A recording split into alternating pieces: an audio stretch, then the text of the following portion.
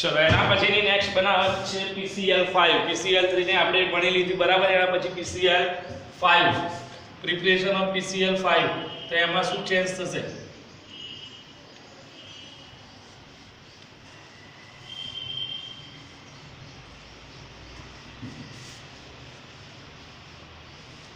એમાં શું ચેન્જ થશે જોઈએ તો P4 ની આપણે કેટલા 6 મોલ Cl2 સાથે પ્રક્રિયા કરાઈ હતી ખાલી 10 મોલ લેવાનું तो 10 मोल Cl2 સાથે રિએક્શન કરાવીએ તો 4 PCl5 5 ચોક 20 થઈ ગયા સફેદ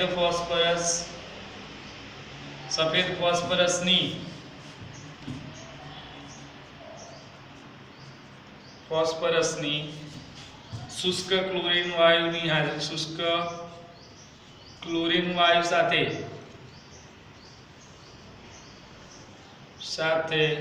ની પ્રક્રિયાથી શું પ્રાપ્ત થાય છે ભાઈ PCl3 ફોસ્ફરસ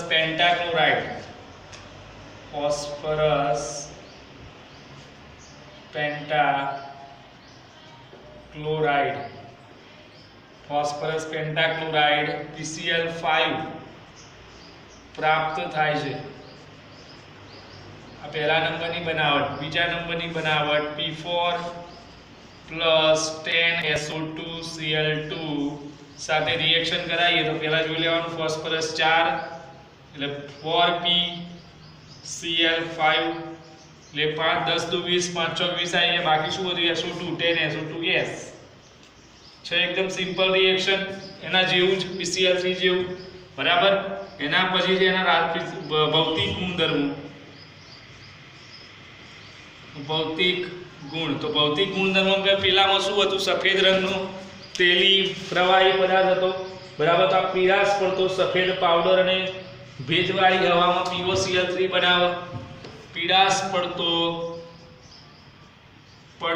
સફેદ પાવડર સ્વરૂપનો પદાર્થ છે ભેજવાળી હવામાં શું બનાવે POCl3 પેલું ફોસ્ફરસ એસિડ બનાવવું ભેજવાળી હવામાં POCl3 બનાવે છે શું બનાવે છે POCl3 બરાબર ભેજવાળી હવામાં શું બનાવે છે POCl3 બનાવે છે તો ભેજવાળી હવામાં PCl5 ની H2O સાથે રિએક્શન કરાવીએ PCl5 ની H2O સાથે રિએક્શન કરાવીએ અહીંયા શું લઈ લઈએ આપણે PCl5 એની H2O સાથે જો રિએક્શન કરાવીએ તો મળશે POCl3 5 HCl માંથી કેટલા આવી ગયા 3 આવી ગયા અહીંયા કેટલા બાકી રહ્યા 2 HCl એટલે ફોસ્ફરસ ઓક્સીક્લોરાઇડ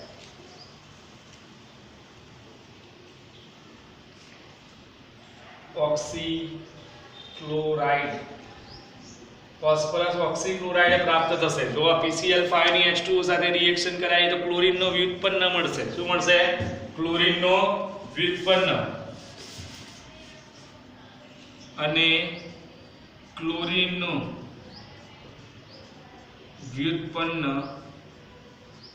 વ્યુત્પન્ન કયો POCl3 વ્યુત્પન્ન POCl3 મળે છે બરાબર OH- ધરાવતા સંયોજન સાથે એનું રિએક્શન કરાય શેની સાથે OH- હવે POCl3 ની ફરી આપણે ભેજવાળી હવા સાથે પ્રક્રિયા કરીએ આ POCl3 જે મળ્યો એની ફરીથી આપણે H2O સાથે રિએક્શન કરાવીએ ત્યારે શું પ્રાપ્ત થાય છે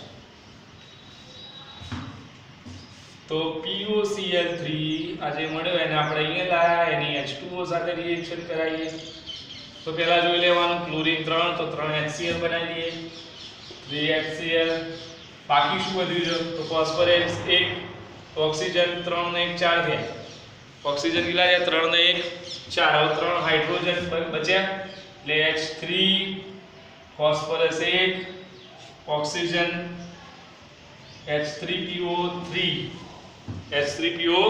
3 ઓક્સિજન અહીંયા હતા 3 ને 1 4 થયા અહીંયા 3 આયા બરાબર H3PO3 મળશે. શું મળશે? H3PO3 સોરી H3 અહીંયા ઓક્સિજન કેટલા છે?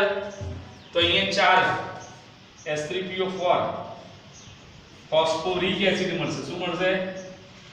Phosphoric acid. Phosphoric acid POCl3 ની H2O સાથે રિએક્શન કરાય છે તો H3PO3 અને 3 મોલ HCl છૂટા પડશે. બરાબર. હવે ફરી રિએક્શન આપણે આલ્કોહોલિક સંયોજનો સાથે આલ્કોહોલિક OH- ધરાવતા સંયોજન સાથે પ્રક્રિયા.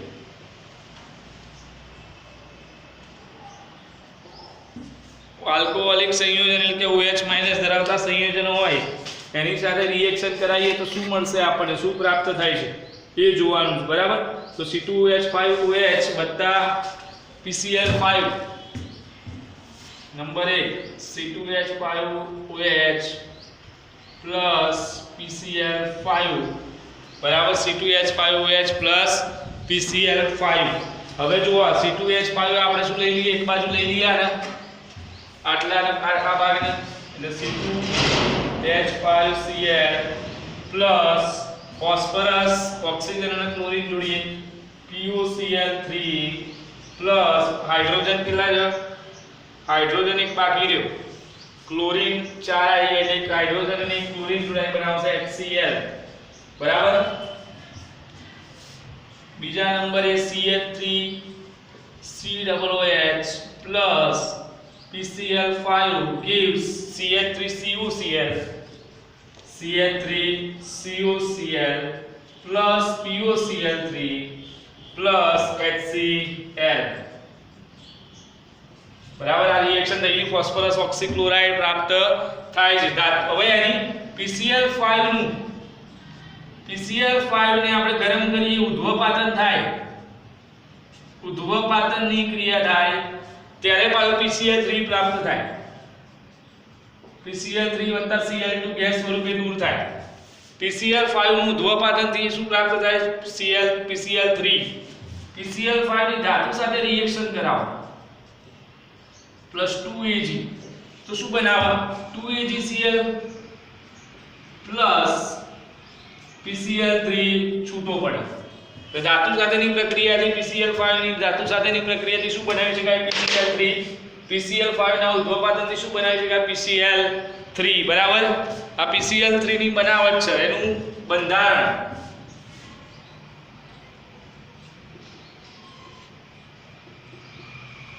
બંધારણ જોઈ લઈએ. તો બંધારણ કેવું છે PCl3 નું?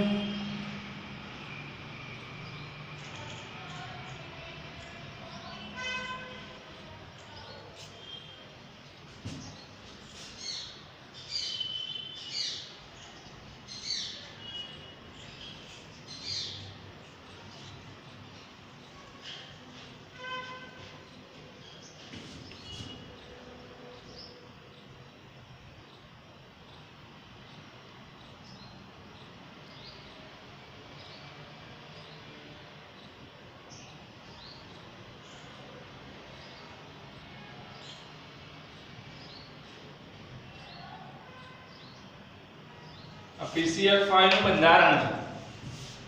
PCl5 નું બંધારણ. PCl5 નું બંધારણ જાર્યું.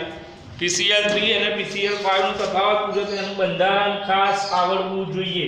તો એમાં જે આ ક્લોરીન નો બંધ છે, ફોસ્ફરસ ક્લોરીન બંધ, એનો બંધ લંબાઈ 204 પિકોમીટર અને આની છે 240 પિકોમીટર.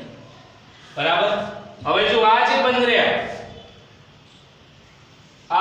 રહ્યા એ ઇક્વાટોરિયલ બોન્ડ ના એ એક્સિયલ બોન્ડ છે, એક્સિયલ બોન્ડ. અને આ જે બંધ રહ્યા એ ઇક્વાટોરિયલ બોન્ડ છે.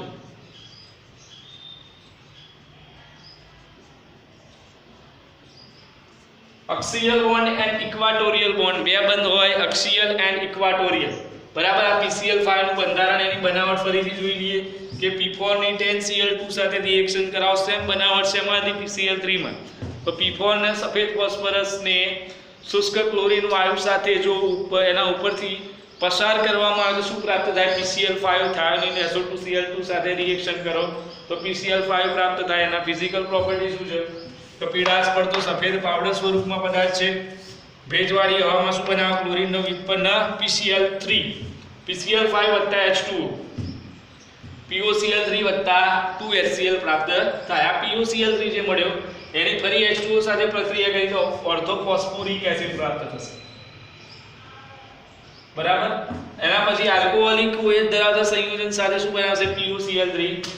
POCl3 ઉધ્વપાતનથી શું બનાવશે? PCl3 ધાતુ સાથેની પ્રક્રિયાથી શું બનાવશે? PCl3 અને આ એનું બંધારણ. બરાબર.